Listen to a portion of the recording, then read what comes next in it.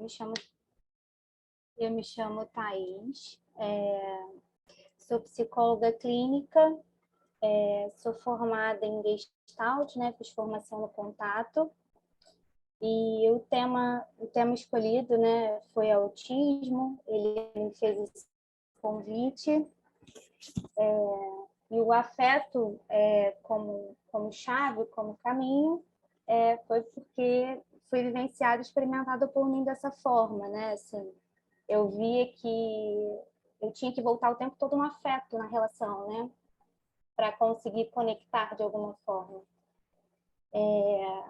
E aí eu trabalho com autismo desde 2018, né?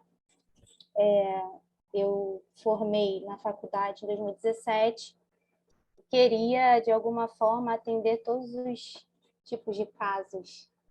E aí fui experimentando e, de alguma forma, o autismo me capturou, né?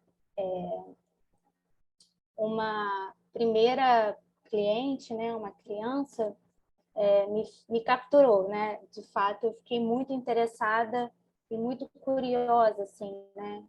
De como poder conectar com ela. E ela me aguçou e quando eu falo de afeto, sempre vai vir ela, né? Na minha cabeça, assim. Então, eu vou compartilhar a tela com vocês, que eu fiz um slide, tá? Aí vocês só vão me dando ok para ver se está aparecendo direitinho. Tá bom, Eliane e Eduardo?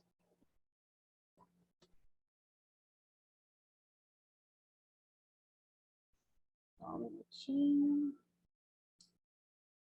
Eu vou fechar minha câmera aqui, meu áudio, que eu vou tentar achar aqui.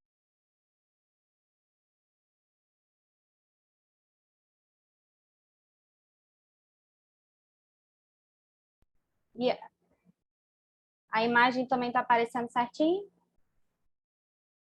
Tá. Obrigada, Eliane. Então, aí, como eu iniciei me apresentando e falando de alguma forma, dessa captura, né, que eu tive pelo tema, eu coloquei essa imagem, né, que é o estar junto, é o estar com, e falando um pouquinho da proposta na Gestalt terapia, né, já que é a minha base de formação, das possibilidades que a gente tem de trabalhar com o TEA, né?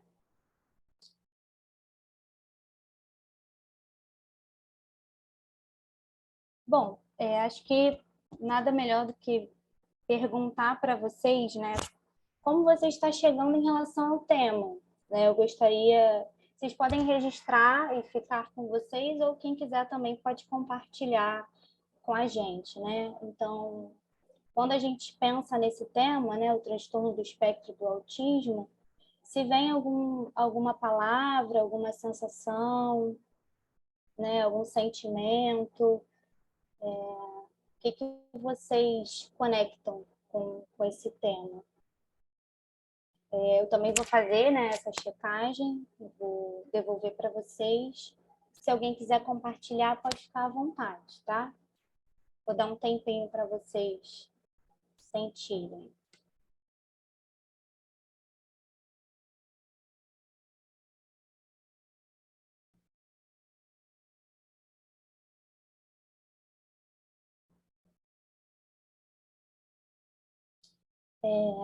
Quando eu penso nesse tema, eu sempre fico feliz em poder falar sobre ele, né? Então, de alguma forma, hoje eu estou chegando feliz em poder falar sobre esse tema. Como eu falei, tem uma questão de conexão, que às vezes eu não consigo explicar com uma palavra só, né? E também, obviamente, eu chego um pouco nervosa, né, dona Elina? Um pouquinho nervosa. E se alguém quiser compartilhar, sentiu alguma coisa, imaginou alguma, né, teve alguma imagem, pode ficar à vontade. Eu só estou vendo a Eliane aqui para mim. Boa noite, eu sou Kátia. Toda vez que eu penso nesse tema, eu penso numa necessidade de comunicação, na dificuldade que se tem de penetrar nesse mundo, porque eu tenho a sensação de que o autismo ele faz um mundo à parte e muitas vezes eu me sinto bastante impotente para comunicar de uma forma que nesse mundo que eu percebo diferente do meu, eu consiga chegar. Então, quando você diz que pelo afeto isso é possível, foi isso que me trouxe a palestra. Que bom. É isso, né? Eu espero passar esse afeto de alguma forma nas minhas falas aqui hoje, tá bom? Mais alguém quer compartilhar o que sentiu? Possibilidades. Obrigada, Cláudia. Possibilidades, porque hoje eu tive um atendimento com um cliente adulto, autista, e as possibilidades, né? A gente sempre fica nas possibilidades dentro de... tem muito sofrimento, né? Do mundo em que você não se encaixa, é uma luta diária, assim, para eles. De um mundo muito demandante, né? Demandante, exatamente. Mais alguém? Me chama muita atenção também esse tema, justamente por você estar abordando ele à luz da Gestalt. E eu acho que isso às vezes chega como novidade também. Então, estou curiosa para ver esse manejo. Bom, Marcela. Quando eu fui, né, com o que eu tinha de abordagem, eu fui muito para a relação dialógica, que é o que a gente aprende, né? Na relação a gente pode construir muitas possibilidades. Mais alguém?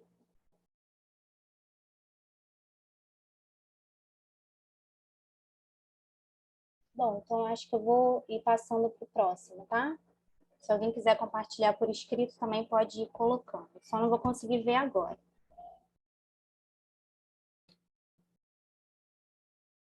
Agora eu trouxe um vídeo bem curtinho, tem 7 minutinhos, que retrata um pouquinho esse lugar, né, do autista. E, obviamente, que retrata uma criança, né, uma menina. Não quer dizer que todas as pessoas que estejam dentro do espectro vão fazer dessa forma, mas dá para mostrar e ver muitas nuances ali, né? E se vocês quiserem também, quando ver o vídeo, né, identificando o que foi acontecendo, acho que seria bem bacana também a gente ir com esse olhar. Eu vou colocar o vídeo aí, só me dá ok também, tá, gente? Se vai aparecer o áudio aí certinho.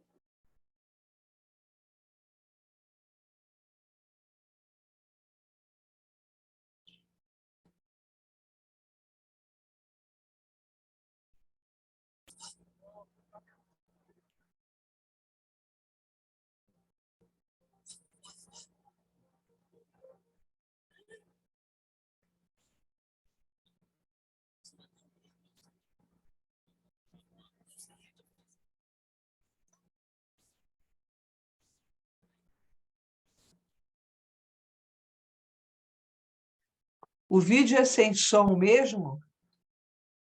Não, o vídeo é com som, não tá saindo, não? Não, tá sem áudio.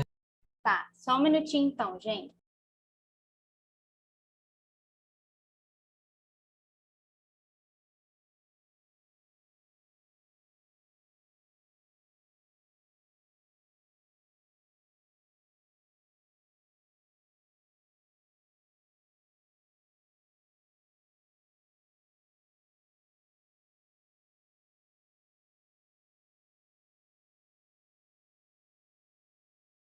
O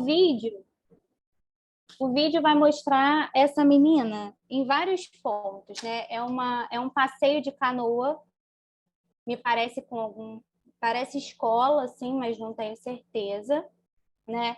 E esse menino lá do início, ele já fala, eu vou com a menina que não fala, e aí a gente pode observar no rostinho dela que a expressão já muda. Então, quanto que ela vai dando vários sinais de que ela não vai ficar bem. Então, no final, ela acaba desregulando, porque ela vai ter um acréscimo ali no sensório, né, na parte sensorial dela, auditivo e visual, que ele vai levar ela para um lugar fechadinho, para aquele celular que estava apitando na mão, não sei se vocês viram, amplificar. Só que ela já de alguma forma recebe as informações amplificadas, e aí ele amplificou mais. Então, ela não sustentou de alguma forma e desregulou, né? A gente usa esse termo, assim. E aí, de alguma forma, ela tapou o visual dela com a própria canoazinha, né? E tapou o auditivo, porque de alguma forma ela não estava dando conta daquele ambiente, né?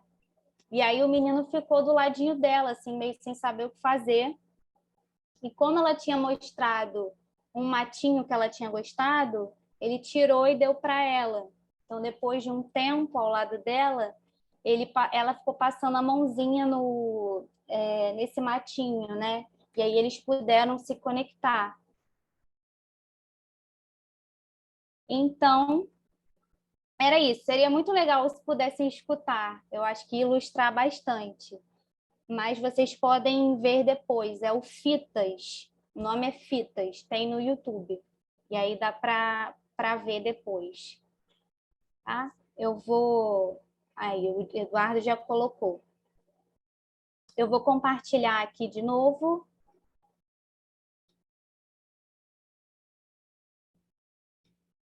A tela.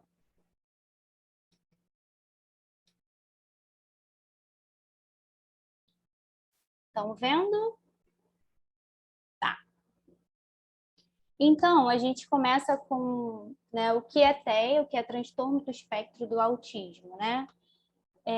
E aí ele é classificado como um transtorno do neurodesenvolvimento, né, onde a criança vai apresentar alguns déficits sociocomunicativos, interesses restritos e comportamentos estereotipados, né? É o que a gente geralmente escuta falar, né? Então, a criança vai ter uma dificuldade, o adolescente, né, ou o adulto diagnosticado com TEA, na parte social, na parte comunicativa, né? Os interesses vão, de alguma forma, podem ser restritos, né? Então, eu gosto de uma coisa e aí eu fico ali naquela coisa e não expando muito as possibilidades, né? E os comportamentos estereotipados, que são os que a gente visualmente vê em filme, né? Em seriado, que podem ser movimentos com as mãos, movimento com o próprio corpo, e uma infinidade de outras possibilidades, tá? Não existe só esses estereotipados, né? Pode existir também vocal, né? Então, a criança que repete frases, falas de filmes, né? Então, ela pega aquilo ali e, de alguma forma, reproduz. Deixa eu ver. Aí, aqui, né? Lembrando, né, que cada autista vai ser de um jeito, né? Então, vai ter lá nas classificações diagnósticas esses pontos que a gente falou aqui em cima. Mas na relação, né, nos atendimentos, o que a gente vai ver é que cada um tem um jeito, né? Cada um tem suas características particulares. E isso é muito importante para a gente visualizar quem é aquela pessoa que está ali, né? Sem colocar, como eu coloquei aqui, né? Dentro de uma caixinha. Então, se é autista, eu tenho um manual para agir desse jeito. Não existe isso. Você vai agir com aquela pessoa de acordo com a forma como ela é, né? Então, existem relatos até, né? Eu vi um relato específico de um pai que tinha 2 filhos autistas e um amava abraço e o outro odiava, né? Um tinha um bom contato visual e o outro incomodava. Então, de alguma forma, a gente vai precisar ver as particularidades desse ser, né? Por isso que o diagnóstico não deve ser utilizado, como eu coloquei aqui, para redução do sujeito, colocar ele dentro dessas faixas, né? Ou até mesmo, né, generalizar as experiências. Então, se um sente desse jeito, o outro também sente. Não, a gente sabe muito bem em Gestalt terapia que cada um vivencia e experimenta de formas diferentes o mundo, né? Então, é isso. Eu vou falando, mas se alguém quiser perguntar alguma coisa, tá? Pode perguntar. Bom, aí aqui eu trouxe uma frase do Ribeiro, né? Falando um pouquinho da Gestalt terapia e o transtorno do espectro do autismo. Em termos de psicoterapia, Tais reflexões nos levam a uma postura de paciência diante do fenômeno cliente. Caso se preste atenção ao cliente como um todo, ele vai se autorrevelar, ele se autorrevela, né? Ou melhor, ele em si é uma autorrevelação permanente. Então, quando eu coloco isso, é no sentido de perceber nuances específicas ali na relação, né? A gente vai precisar olhar muito essas particularidades de cada um, mesmo ele vindo com esse diagnóstico fechado ali, né? Então, tá, ele tem esse conjunto de sintomas que se apresentam, mas quem é o Pedro, quem é o João, quem é a Maria, o que eles gostam, o que eles não gostam. Sempre muito individualizado, né? Vendo a subjetividade daquele sujeito. E aí, quando eu boto aqui esses exemplos práticos, eu quero trazer um pouquinho para vocês de experiências que eu tive, né? Sempre com base nisso. Aí era uma criança em específico, né? Uma criança por volta de uns 5 anos, considerável nível 2 de suporte, né? Que a gente, dentro do espectro, pode ir classificando assim, né? Nível 1 suporte, nível 2 e nível 3, né? Ele se encaixava nesse nível 2 de suporte no momento. E o que a gente precisou fazer nesse início, né? Muita observação, que é o que a gente vai fazer nesse primeiro contato. Thaís, Diga. você pode explicar melhor essa classificação? Eu, por exemplo, sou meio zerinho. Tá, posso sim. Aham. Quando eu falei mais ou menos por cima, porque eu ia falar do nível 2 dele, né? Os níveis de suporte, né? Ele vem com uma especificação ali do DSM-5 ali. De alguma forma, o nível 1, o indivíduo vai precisar de pouco ou quase nenhum suporte para estar no meio, né? Então, para a comunicação, para a parte social, ele precisa de pouco suporte. Isso eu estou explicando a grosso modo, tá, Eliane? Lá nas explicações tem bem delimitado, sabe?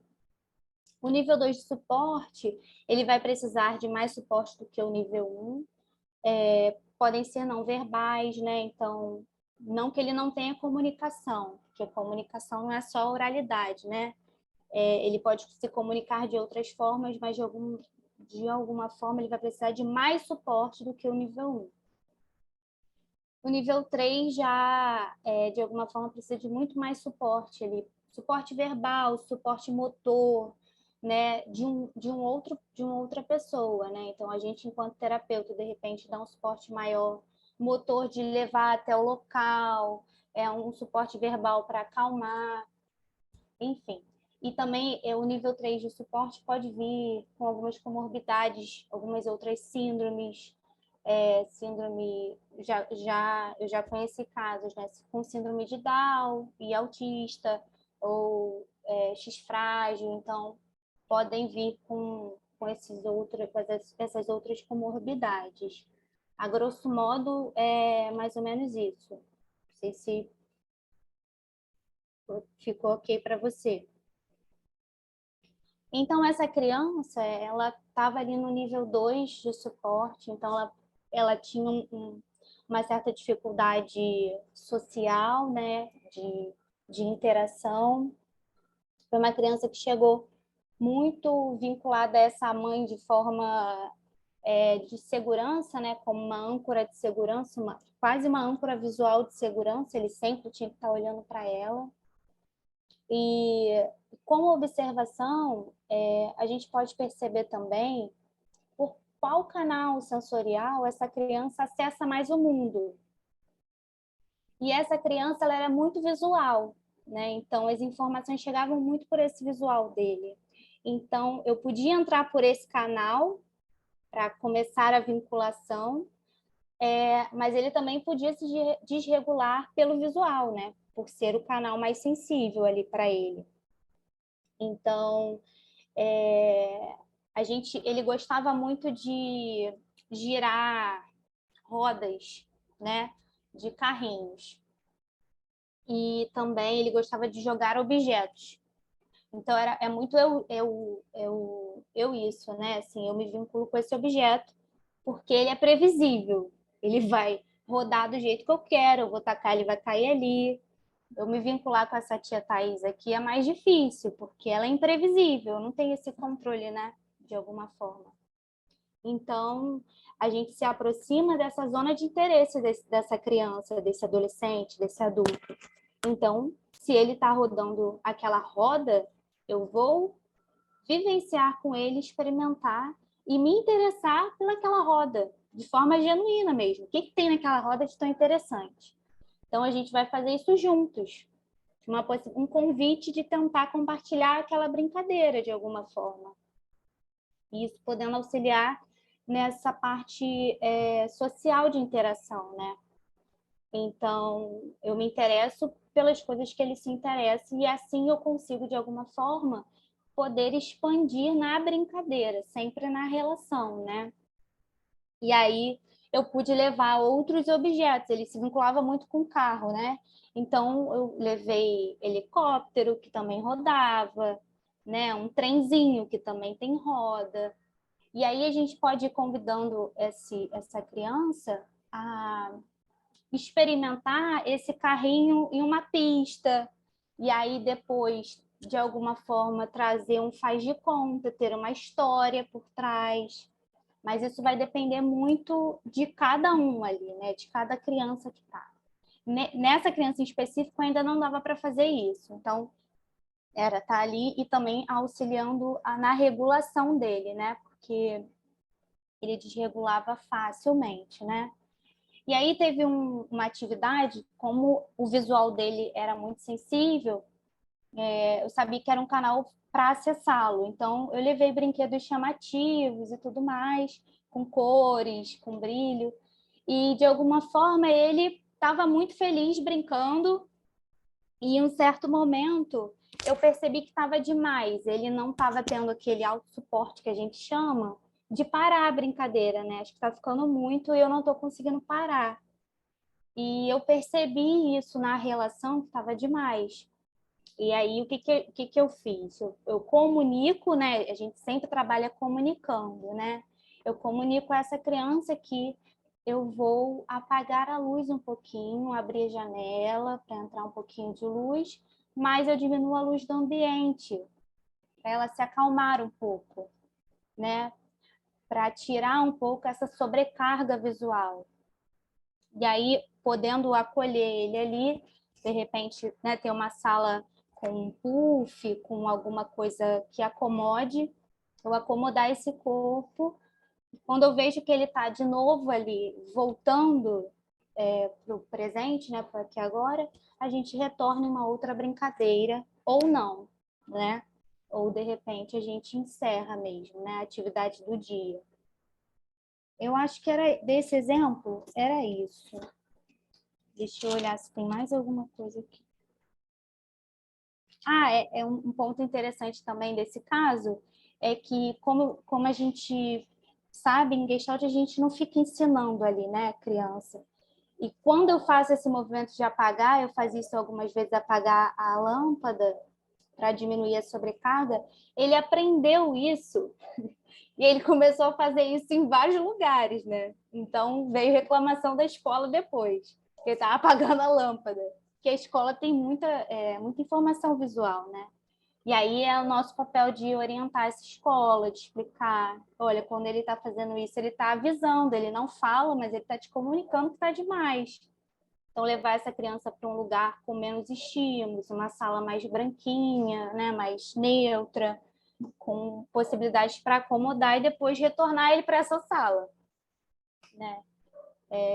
Então, esse seria o exemplo quando a gente fala de se autorrevelar e ser uma autorrevelação. E, principalmente, né, esse fenômeno, a gente trabalha com o que vai emergir, não tem jeito, né?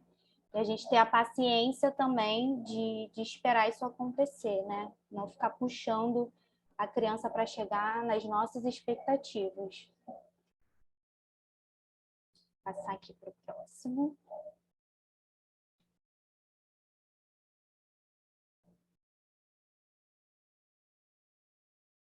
Aqui eu estou trazendo formas de trabalho. De alguma forma, eu até exemplifiquei anteriormente, né? Mas eu trouxe mais discriminado para a gente falar um pouquinho de cada um, né? Então, a relação dialógica, né?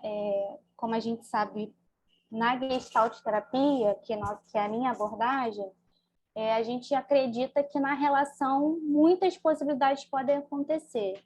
Então, uma relação bem vinculada, né? Uma relação de confiança, de respeito, de afeto, é uma das formas principais para a gente trabalhar em Gestalt com qualquer demanda, mas com autismo também, né? Aqui nesse outro ponto, eu trouxe tornar-se visível para as demandas pessoais. Seria isso, né? O terapeuta está com as suas demandas minimamente sanadas, porque nós precisamos de muita doação de energia, de muita presença para ver essas nuances que muitas vezes não são ditas, não é do habitual, né? Então, esse corpo que vai falando desse adolescente, dessa criança, desse adulto, precisa ser percebido, né?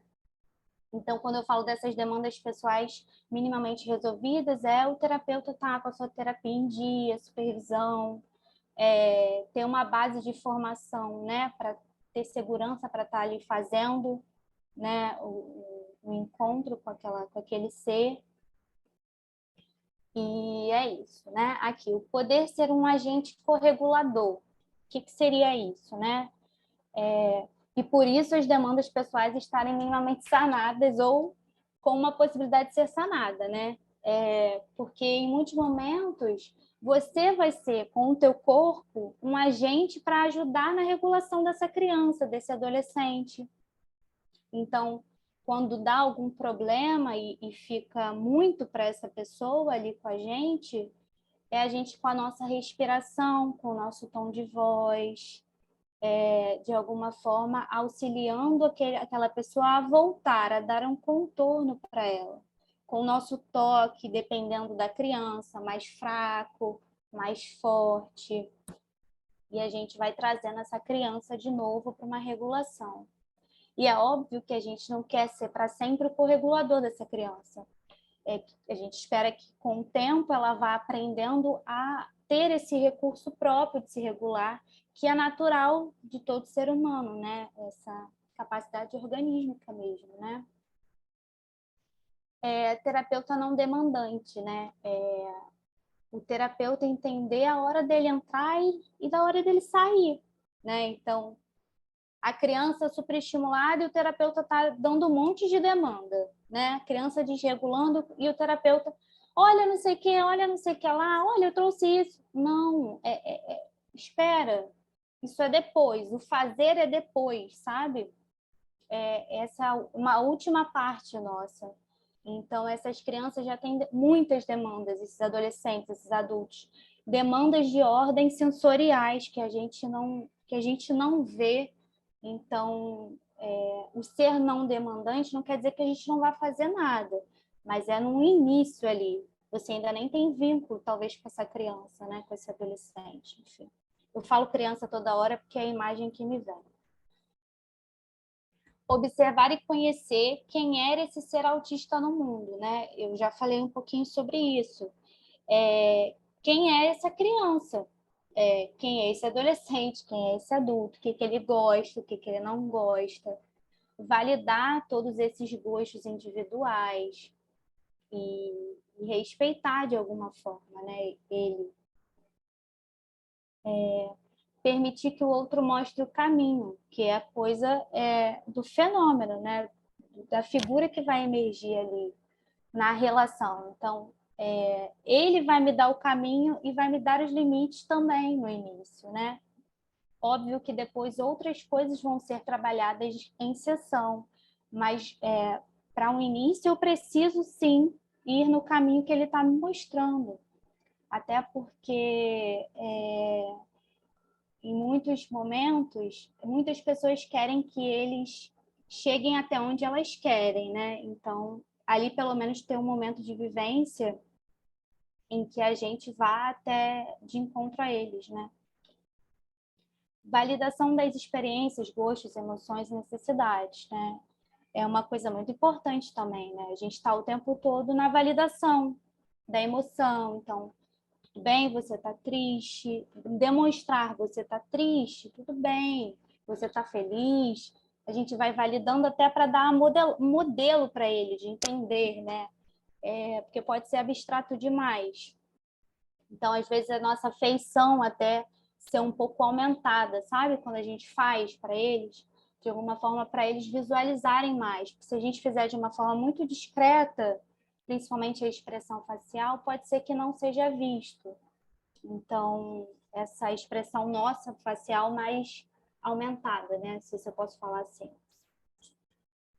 Necessidades. Então, teve muitos casos, por exemplo, de um adolescente que ele tinha muita dificuldade de mostrar o que ele queria, porque ele foi atendido por muito tempo em modelos que davam o que ele tinha que fazer e ele só respondia comandos, né? E quando ele me mostrou uma vez, depois de bastantes atendimentos, né, que ele não queria ser atendido aquele dia, e eu validei aquela necessidade, ele estava cansado. E eu chequei com a mãe, ele não tinha dormido bem à noite. Ele me mostrou uma necessidade, eu não quero, né? Ele fez com a cabecinha assim. Falei, você não quer fazer terapia hoje, né? Eu tô vendo. E ele fez com a cabecinha que não queria. E eu validei essa sensação, essa necessidade dele. E aí, como eu falo, são casos e casos, não é que você sempre vai fazer isso, que pode ser que a criança nunca queira. Mas nesse caso, ele tinha essa dificuldade, né, de mostrar o que ele queria. Ele fazia só o que os outros mandavam e repetia. O outro ponto, deixar o ambiente sensorialmente acomodado, que é a coisa que eu falei, de um ambiente um pouco mais neutro, não sei se eu posso usar essa palavra, menos informação, né? Então, não vou botar uma sala cheia de brinquedos, né? Eu vou botar dentro de um armário, eu vou dar 2 ou 3 opções de início. Isso antes de eu conhecer a criança, né? Quando eu já conheço, eu posso deixar o ambiente de uma outra forma. Então, ter esses tatames, né? Essas bolas de pilates, né? Alguma coisa que possa acomodar. Uma lycra, né? Que você possa enrolar o corpinho quando necessário da criança. Estar disponível para as diferentes formas de encontro, né? Que é o que eu falei. Se a gente ficar muito rígido assim, eu vou esperar ele entrar dentro da minha sala para o atendimento acontecer. Pode ser que esse atendimento, então, não ocorra, porque ele pode não chegar. Então, tem que ir até o encontro, né, com ele. Então, no outro ponto, ir de encontro ao outro nas suas possibilidades. Eu pessoalmente, já tive que atender crianças, nesse caso foi uma adolescente, com uma perninha para dentro do carro da família e a outra para fora. Ao mesmo tempo que ele queria ir, ele também não queria. Então, sentei no meio-fio, vamos ver o que a gente faz juntos aqui. E o tempo que você puder também, né? Não, tem que ser 50 minutos. Espera aí. Se eu tiver 25 minutos de muita qualidade aqui no meio-fio com ele, é o que eu preciso, né? Qualidade de contato. De crianças de uma criança em específico que eu atendi na recepção. Era uma criança nova, que tinha muita questão de segurança materna, ficava muito no colo da mãe. Não me conhecia, não ia vir para o meu colo, não ia vir para mim, muito menos ia tentar ir para a minha sala. E tudo bem, a gente vai fazer o atendimento onde a gente consegue. E ali eu fui me aproximando na recepção, e o bolso do terapeuta tem sempre muitas coisas. Tirei uma bolinha, uma bola verde, comecei a jogar no ambiente, conversava com a mãe.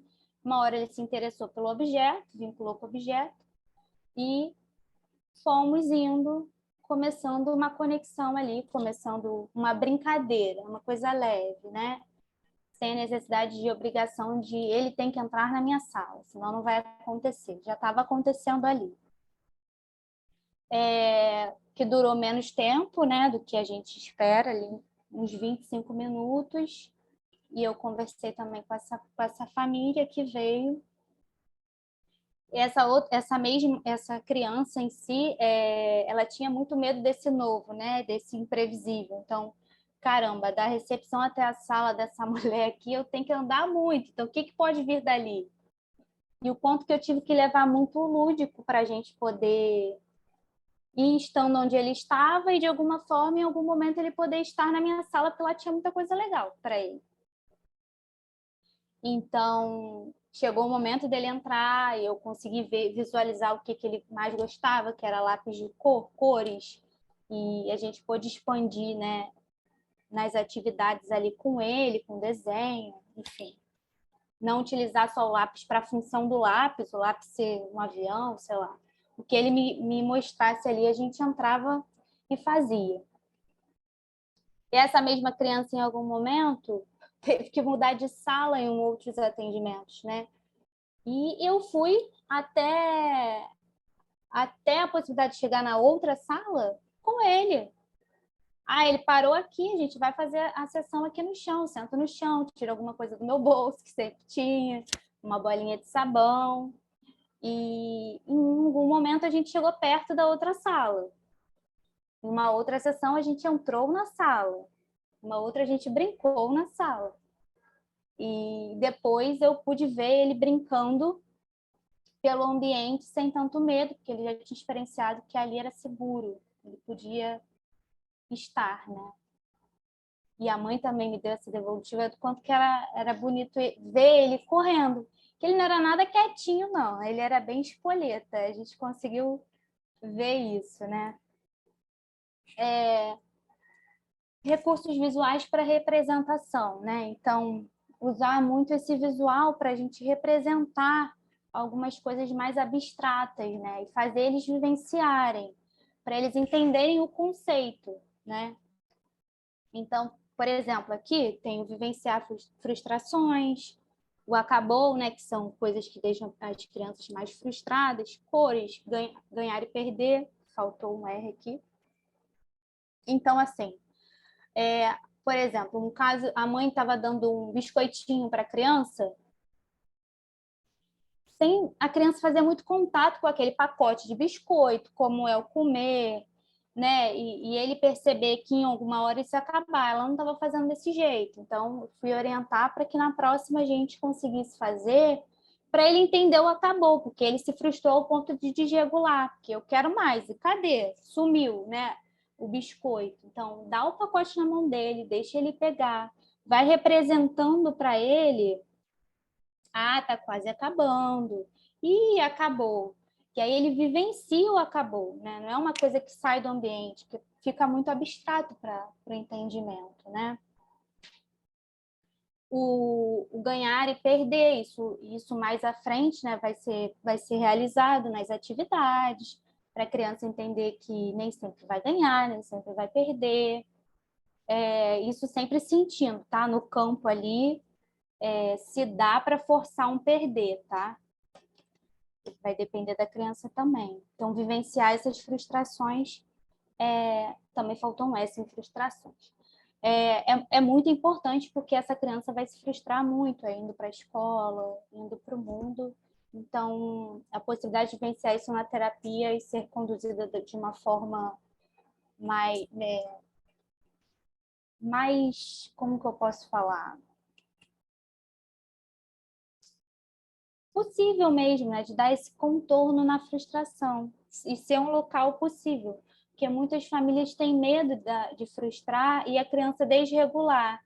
Então a gente vai orientando, olha, mas ele vai precisar de alguma forma frustrar sim, porque nem sempre você vai estar junto, nesse sentido mesmo. Eu acho que aqui é isso. Não sei se alguém ficou com alguma dúvida. Thaís, Oi. Só queria perguntar uma coisa. Não sei se eu posso falar assim, mas o objetivo, o alvo da terapia com cliente, né, criança, adolescente e adulto, na terapia autista, é a regulação, é ele vivenciar as frustrações do mundo, vivenciar as situações que vão aparecer na vida comum e não se desregular? Esse é o alvo, esse é o objetivo? Então, esse pode ser um dos objetivos, a regulação. Uma criança que está com muita dificuldade muitas nuances de regulação. Isso pode ser um dos objetivos, mas cada caso vai ser específico, né? Como essa outra criança, era regulação sim, é sempre a base, regulação, tá? Porque sem regulação a gente não consegue as outras partes, que é a interação social, né? Que é o brincar compartilhado, né? Porque eles têm essa dificuldade, fica mais com o objeto, não compartilha. Então, isso dentro das sessões vai ser feito. Por que eu falo muito de regulação? Porque é a base, se desregula, eu não vou compartilhar nada. Eu tenho que voltar, eu tenho que ajustar, eu tenho que ajudar essa criança para a gente ir avançando nessas outras partes que são necessárias, né? Esse entender o outro. Então, só ele vai escolher? Não, em algum momento eu vou escolher a brincadeira. Então, isso vai fazer parte. Mas se ele não regula, não está regulado, eu tenho que voltar. Tem que voltar, tem que voltar. E aí sim a possibilidade de eu escolher uma outra atividade. Os combinados, né? Então, você vai escolher um e a tia Thais vai escolher outro. Vamos brincar primeiro com o seu e depois com o meu. Mas é sempre de caso em caso mesmo, é sentir ali no campo o que você vai poder fazer com cada criança. Também vai depender dessa parte sensorial, né? Que você vai observar nos atendimentos. Então, quais canais são mais sensíveis para você poder acomodar? Porque o objetivo geral, eu acho que, pelo menos assim, na visão da Gestalt, eu acho que a gente não tem objetivo geral. É com cada pessoa mesmo, dentro das necessidades que a família também vai trazendo, né, no primeiro atendimento. Está muito agressivo, Thaís. Então vamos ver como está essa agressividade do João, da Maria, que vão ser agressividades diferentes, vão se dar de formas diferentes. Não sei se te respondi. Sim, respondeu, obrigada. Sim? De nada, Kátia. Acho que era esse aqui, acho que é isso. Tem mais um aqui. E aí, a gente, quando eu falei do terapeuta, né, de estar minimamente ali organizado, né, com suas questões, e aí eu também vou falar da família, né, o quanto que as necessidades do campo da pessoa com TEA são importantes para serem olhados, né, e não que a gente vá fazer uma terapia familiar, mas a gente vai fazer um acolhimento possível ali, né, até porque esse campo vai precisar o tempo inteiro estar nessa regulagem, nessa regulação, de alguma forma. Então, aqui eu trouxe algumas frases, não são de pais em específico, mas são comuns a muitos casos de pais, né? E também de relatos públicos que a gente encontra na internet. Que é: o meu mundo caiu, né? Quando chega o diagnóstico, me sinto insuficiente, isso é muito comum da gente escutar.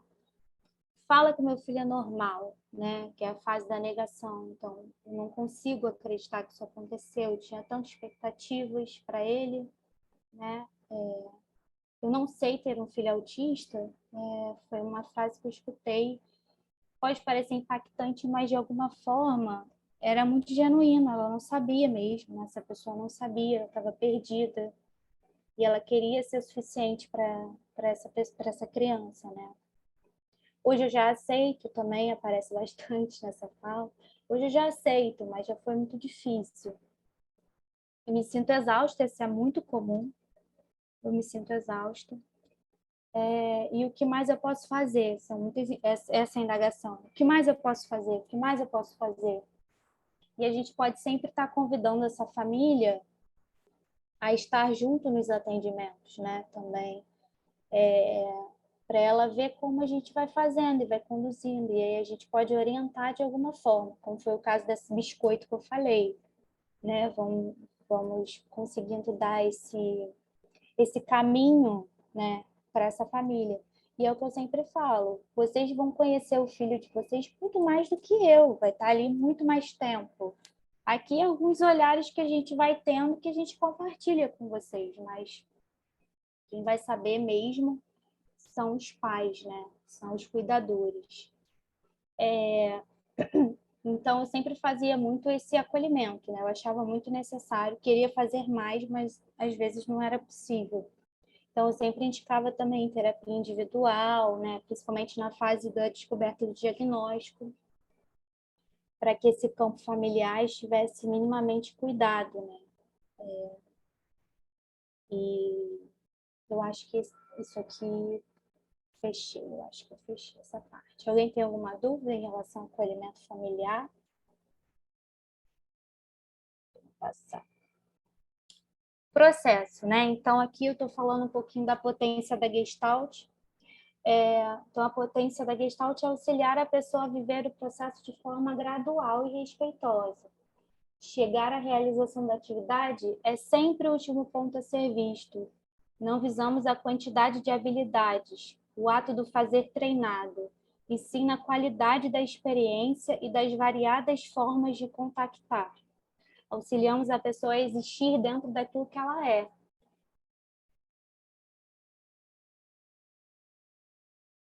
Aí aqui, né, eu botei essa frase que resume um pouquinho. O autismo não é um mundo à parte, né? Ele está no mundo. E o quanto que a gente pode ser suporte e não só querer que ele se adapte a nós, né? O quanto que a gente pode também adaptar-se às questões deles, né? E antes de finalizar, assim, já estou finalizando, mas também queria falar um pouquinho do quanto que é importante para a gente, enquanto típicos, ouvir relatos de autistas, né? Tem muitos na rede, né?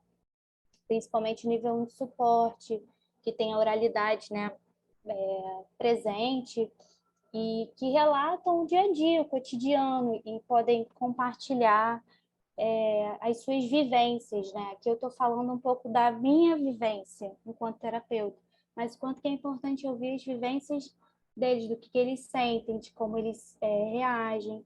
Por isso que é muito, eu prezo muito, zelo pelo cuidado na hora dessa intervenção, para não ser agressivo, né? Porque existem muitos relatos de autistas já adultos que se sentiram invadidos de alguma forma em terapias. Então, eu tento sempre tomar esse cuidado. Pode ser que em um momento eu erre, mas eu vou com muito cuidado e respeito e afeto, né, de encontro a eles.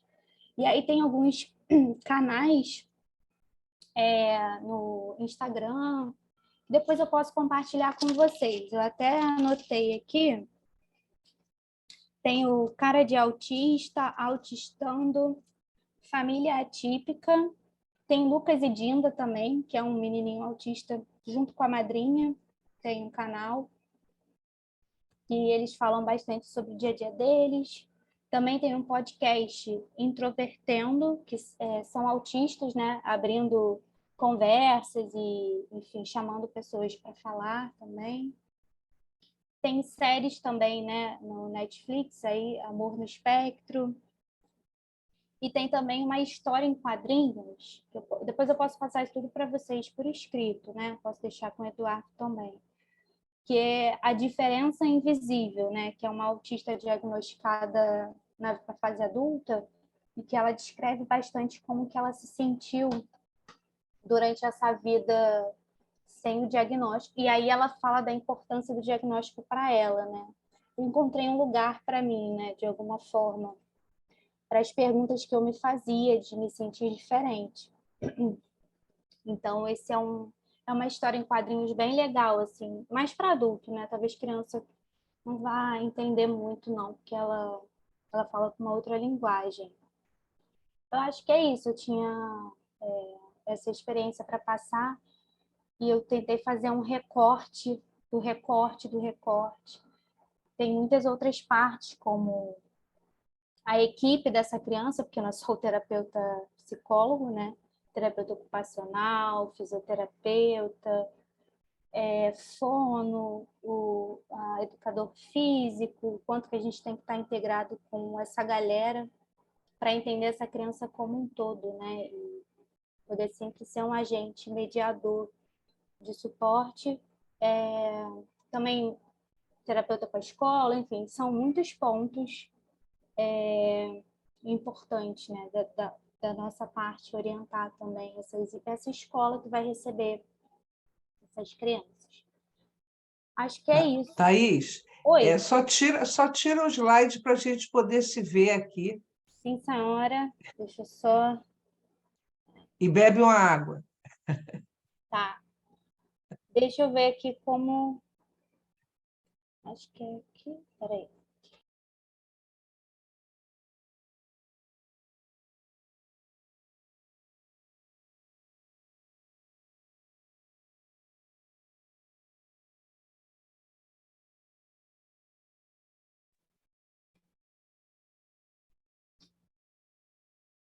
Voltei.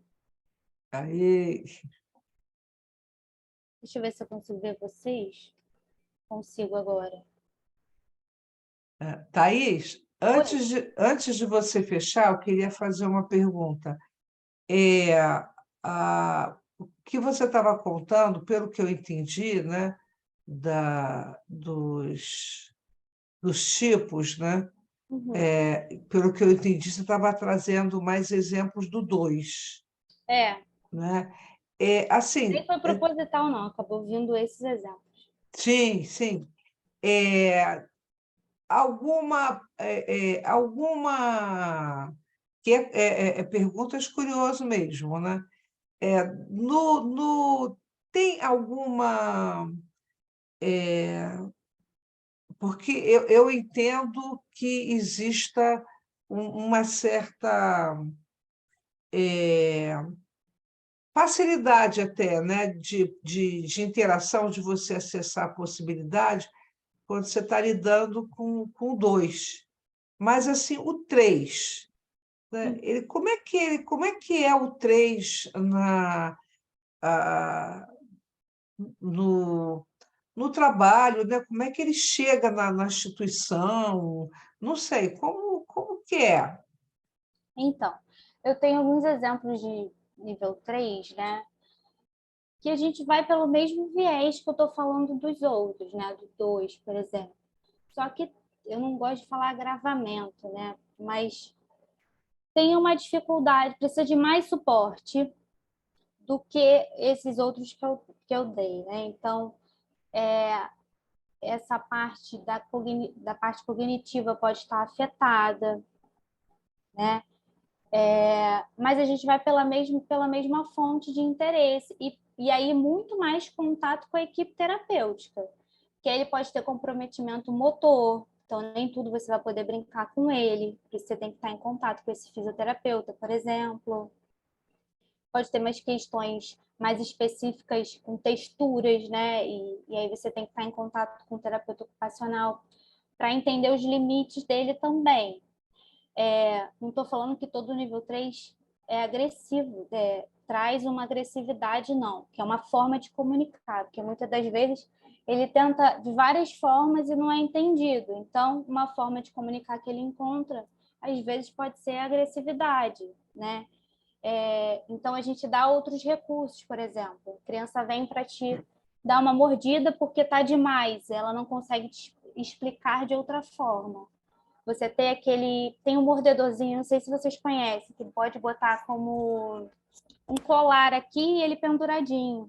Então, você redireciona a criança, olha, aqui dói, né? Mas aqui pode, você dá essa possibilidade dela expressar e extravasar. Então, aqui na tia dói, mas tem uma almofada para você expressar, né? Você pega a almofada e redireciona aquela energia que ele precisa colocar de alguma forma por não estar sendo entendido. Mas tudo isso, Eliana, é na relação mesmo, né? Assim, é possível, acho que a Ju está até aqui na live, não sei se ela está ainda. Ela tem uma experiência com nível 3 de suporte, que tinham outras síndromes agravadas, né? Tinham outras questões que precisavam de muito suporte e foi possível fazer um trabalho legal, assim, né, com ele, dentro da possibilidade dele. Ah, ela tá Tô aí. aqui. Dentro da possibilidade dele, né? Então, eu queria até falar rapidinho, boa noite, pessoal.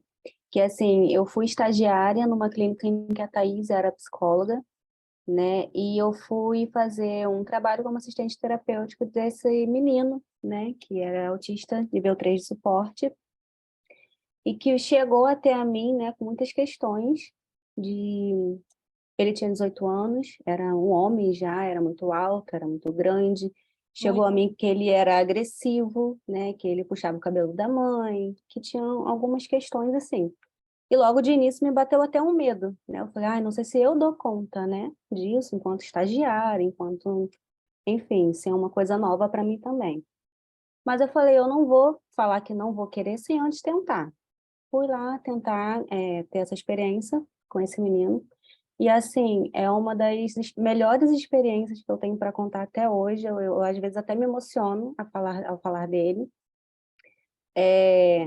Era um menino que, assim, ele realmente tinha umas atitudes mais agressivas com a mãe, porque simplesmente a mãe não reconhecia ele como um ser mesmo, sabe? Eu perguntava a ela o que que ele gosta, o que que ele gosta de assistir, o que ele gosta de ouvir. Ah, ele ouve o que eu ouço, porque ele está em casa comigo o dia inteiro. Ah, ele vê a novela que eu vejo, porque eu estou aqui E com a gente ele. vai dando as possibilidades, né? Sim, Expandindo essas possibilidades, né? Que não é exato. fazer a criança chegar onde a gente quer, o adolescente. No caso, esse caso era adulto, né? E até, Mas dá possibilidades para escolher. apesar de toda assim, né, a certa não é nem dificuldade, um pouco desafiador mesmo o acesso a ele por toda a condição que ele tinha, eu levava músicas, né, e ritmos diferentes para ele, para Para ele poder tentar ver, escolher. para ele poder escolher, me demonstrar qual que ele gostava. Ele gostou de um rock lá, que eu até falei para mim, ó, ele é roqueiro. Aí ela, nossa, essa é nova para mim, não sabia. E para mim uma sessão muito marcante foi quando no dia seguinte de eu ter apresentado essa música, eu coloquei de novo. Eu falei, olha, eu coloquei a música que você gostou. Como essa criança, ele não era não verbal. Ele pulava, ele ria, ele ia de um lado para o outro, demonstrando tanta felicidade, só por assim ter se sentido reconhecido como sujeito mesmo ali, né? E, cara, foi muito emocionante. E foi uma das melhores experiências. Eu fiquei super mal porque eu tive que sair do caso. Mas, enfim, foi bem assim a questão da relação e do afeto. Você está disponível, presente ali para aquela pessoa naquele momento e as coisas acontecem, né? Obrigada, Juliana. De nada. E a Juliana não fazia o atendimento psicoterapêutico, como ela falou, estagiária, mas era acompanhante terapêutica, né? A gente dava as orientações e ela sempre muito afetiva, sabia conduzir no afeto. Alguém tem alguma pergunta? Quer compartilhar alguma experiência profissional ou pessoal?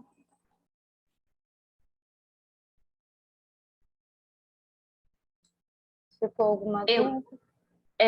então, eu atendo uma mulher, né? Ela tem 28 anos, é nível 1 de suporte, e tem toda essa questão familiar também, que você citou aí, e assim, a mãe dela é psicóloga, TCC, e não aceita o laudo dela, e a mãe dela trabalha com autismo também. Então, assim, é um caso muito delicado.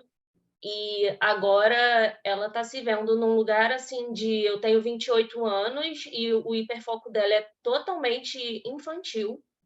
E ela fica assim, eu tenho que trabalhar, porque minha mãe está parando de me dar dinheiro, falando, se você não trabalhar, você não vai ter dinheiro. E ela tenta mostrar para a mãe que não é fácil para uma pessoa, né, com autismo conseguir uma vaga, enfim. E aí eu fui ler sobre isso e convidei a mãe não quis ir para tentar, né, esse acolhimento, chegar a algum lugar, fazer uma sessão conjunta, de repente não fluiu. E aí eu fui lendo muito sobre puxar através do hiperfoco algo que ela possa se identificar para trabalhar. Você concorda com isso? Você tem alguma... Enfim, Super. é só para... Ah, tá. Só para conversar mesmo, para trocar essa ideia. Porque pelo hiperfoco você vai ter um ponto. Ele gosta daquilo, eu vou naquilo ali. Eu vou me interessar genuinamente por aquilo que ele gosta. Eu vou me interessar e vou saber tudo junto com ele sobre aquilo. Não tão bem quanto ele, obviamente, mas vou saber o mínimo para trocar com ele. E ali uma possibilidade de interação, de interagir mesmo. Mas oscila, né, Thaís? O hiperfoco, ele fica oscilando, né? Depende. Tem alguns que vão oscilar, né? Gosto muito de carros. No outro mês, eu sou fascinado por ar-condicionados e sei todos os tipos, todos os nomes. E tem uns que podem durar muitos anos no mesmo hiperfoco, dinossauro, né? No caso de crianças, né? Não sei se... E Jéssica, eu te respondi?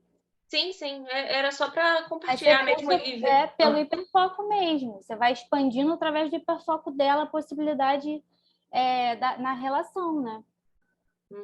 Vai trazendo coisas relacionadas. Sim. Tá bem. Ô, Jéssica, eu só queria tirar uma dúvida com você, que eu fiquei curiosa. Você queria também seguir um caminho do hiperfoco para que ela se interessasse em algum tipo de trabalho, para ela se desenvolver também, para poder... Ela estava muito perdida, então eu fui lendo que a partir daí a gente poderia ter um norte, sabe? Buscar assim, e a mãe dela fazendo uma pressão de você tem que trabalhar com isso. E eu falei assim, o que você gosta?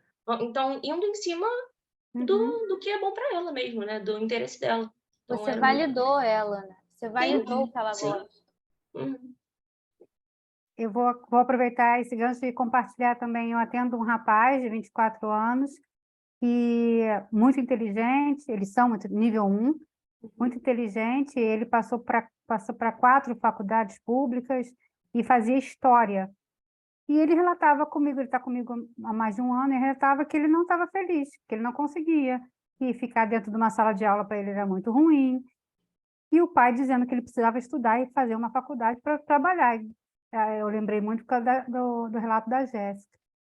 E ele foi me relatando, o hiperfoco dele era música, era guitarra, era consertar instrumentos musicais, e a gente foi por um caminho muito bonito, que hoje ele é luthier, que ele chama de luthier, que ele tem, o pai, ele conseguiu essa comunicação que ele não falava, conseguiu essa comunicação com o pai, e agora ele tem uma oficina dentro da casa dele que o pai dele conseguiu montar para ele trabalhar. Então, ele sentia essa tristeza muito grande de não atender o que o pai queria e não ganhar o dinheiro dele, ele não tem propósito de vida, né? Assim, eles ficam muito angustiados, porque eles não conseguem vivenciar uma sala de aula, vivenciar um escritório, um trabalho.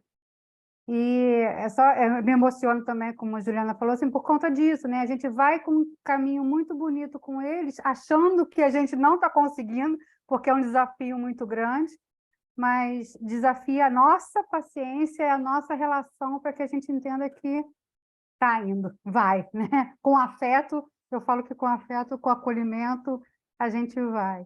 Só quis também dividir isso com vocês. Obrigada, Ana.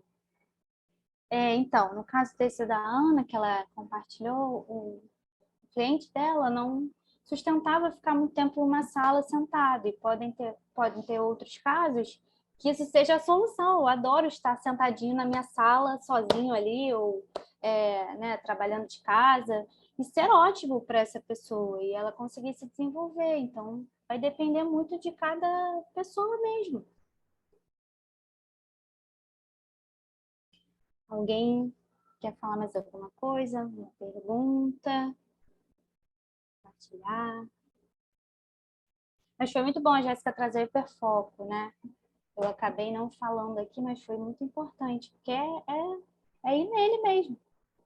Que é a figura que está emergindo, né? Thaís, eu tinha uma outra pergunta. Você já recebeu algum adulto sem o diagnóstico que vocês acompanharam para encaminhar ou dividir com algum outro profissional para poder ter esse diagnóstico?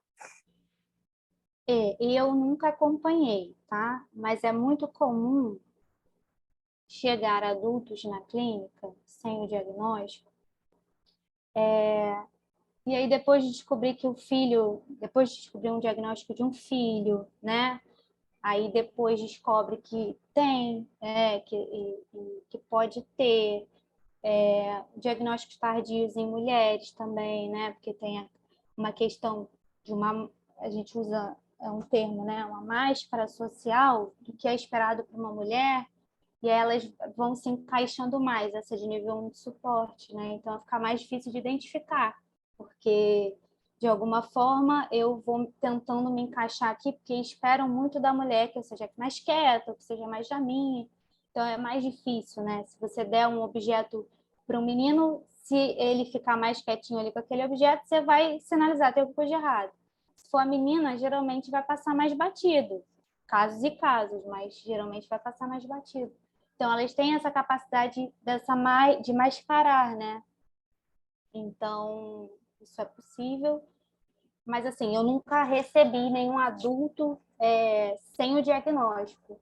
Mas é possível com algumas características, né? Essa coisa, eles são muito verdadeiros, então vão falar o que tiver que falar, e é isso mesmo. Né? Eles têm uma dificuldade um pouco de entender as entrelinhas, né? Ficam muito no concreto, são pessoas que gostam muito de rotinas específicas, então você vai, opa, tá muito criterioso essa rotina, né? Então sempre vou por esse caminho. São possibilidades, não quer dizer que são todos, tá? Algumas possibilidades que podem aparecer na clínica adulta, né? E aí você encaminha para uma avaliação neuropsicológica, né? Você encaminha para um neurologista, e pode dar também seu resumo ali de atendimento, seu parecer para o médico e tudo mais, para ele fazer um complaint de informações e poder dar o diagnóstico ou não, né? Mas existem esses pontos, tá? Obrigada. Eliane, quer acrescentar alguma coisa nessa parte? Não, foi ótimo para mim. Aprendi um monte de coisa aqui. Excelente.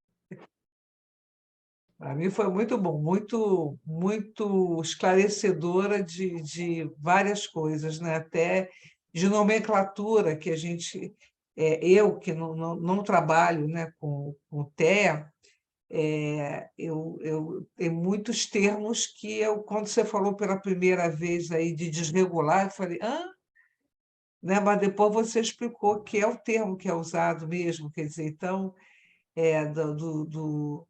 do suporte, né? Nível 1 de suporte, então, gostei muito disso, aprendi um bocado. Que bom, eu consegui passar um pouquinho. É. Mais alguém? Mais alguma pergunta? Alguma dúvida? Alguém quer compartilhar também alguma vivência? Bom, então, naquele primeiro momento que eu falei com vocês para registrarem como vocês estavam chegando em relação ao tema, e aí também pedi para vocês checarem como é que vocês estão saindo em relação ao tema. E é isso. Obrigada, Maila. Eu não estou te vendo, mas deixa eu passar aqui para o lado para ver se eu vejo.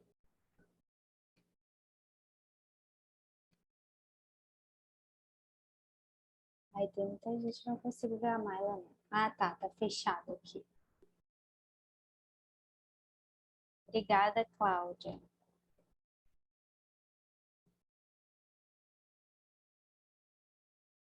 Obrigada, Sara.